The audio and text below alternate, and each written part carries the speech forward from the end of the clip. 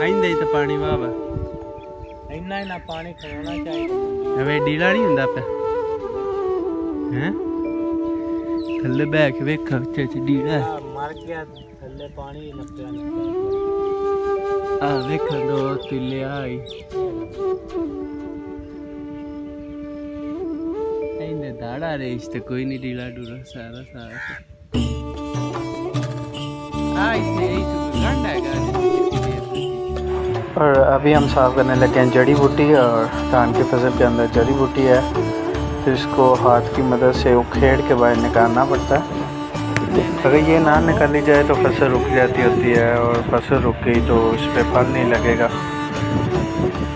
तो किसान यही चीज़ के लिए स्प्रे वगैरह भी करता है, बट आजकल जो स्प्रे भी आ रही है वो इतनी ज़्यादा काम नहीं करती, अच्छा रिज़ल्ट नहीं दिखाती, तो इस वजह से हमें दोबारा इसको खेड़ना होता है जड़ से।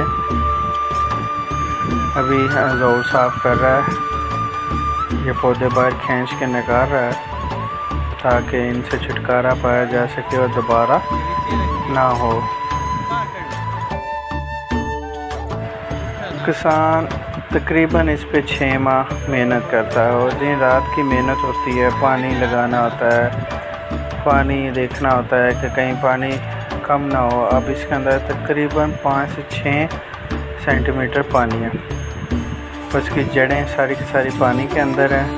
और ये डीला इस वजह से हुआ कि इसकी पानी की शॉर्टेज हुई, पानी खुश्क हो गया था, जिसकी वजह से मिट्टी के अंदर जो जड़ी बूटियाँ होती हैं वो ऊपर निकलना शुरू हो जाती है। तो इस वजह से पानी अब बराबर रखा जा रहा है, जो हो चुका है उसका हल नहीं है। ये जो है जड़ी आपको देखें, धान की फसल का तीला अलहदा होता है, ये वाला जो है ये डीला इसे कहते हैं। तो इसको मैं उखेड़ना है, जड़ से उखेड़ना पड़ेगा इसको। ये जी अभी जड़ से हमने उखेड़ दिया, देखें जड़ें कितनी बड़ी हैं इसकी, और इसको हम साइड पे फेंक देते हैं। इस तरह के जितने भी पौधे हैं उनको हम नीचे से खींच के निकाल लेते हैं। अगर ऊपर से खींचे तो ये हाथ कटने का भी ख़तरा होता है, क्योंकि ये सख्त पौधा होता है, तो इसको नीचे से जड़ से पकड़ के खींचना होता है ताकि आसानी से निकल आए।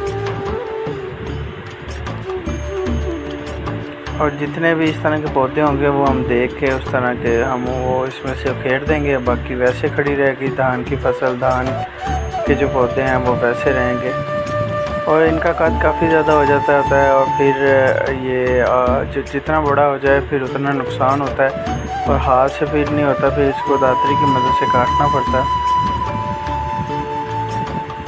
तो इस वजह से हमने कहा कि छोटा ही है, चलो काट लें। ये देखें बैक्टीरिया जिसे एलजी कहते हैं, ये ऊपर सारी की सारी ज़मीन के अंदर फैल जाएगी, और एक जाल जब बन जाएगा, और जो ज़मीन के अंदर दरारें वगैरह बनती हैं तो वो इससे नहीं बनेगी। तो सारी फसलों के अंदर जो पानी वाली फसल होती है उसी के अंदर ये मौजूद होती है।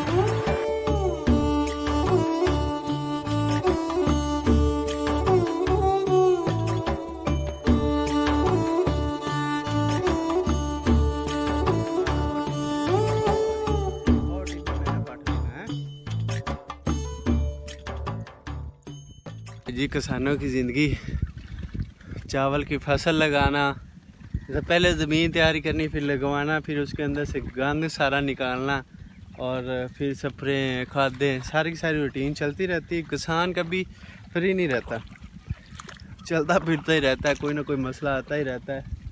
अभी हमने वो टिब्बी निकाली, टिब्बी कहते हैं कि जगह को साफ़ किया, अब ज़रूर उस पे जा रहा है। हमें यहाँ से मैंने कहा चलो वीडियो बनाते बनाते साफ़ ही कर लें। गर्मी भी है ठीक ठाक है, बट गर्मी की क्या परवाह करनी, जब फसल लग जाए तो इसकी देखभाल भी करनी होती है। फिर दिखाता चलो, अब ये देखें कितना ज़्यादा मतलब इकट्ठा हो चुका है। इसमें धान के पौधे भी हैं और साथ डीला भी, जड़ी बूटी भी है।